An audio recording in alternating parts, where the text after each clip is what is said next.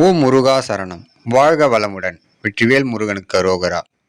நாம் சஷ்டி விரதம் இருக்கும் பக்தர்கள் வியாழக்கிழமை அப்பன் முருகனுக்கு சொல்லப்படும் சுலோகம்: வீரவேல் தாரவேல் விண்ணோர் சிறைமீட்டவேல், தீரவேல் செவ்வேல் திருக்கைவேல், வாரி குளித்தவேல் கொற்றவேல், சூர்மமும் குன்றும் துளைத்தவேல், உண்டே துணை.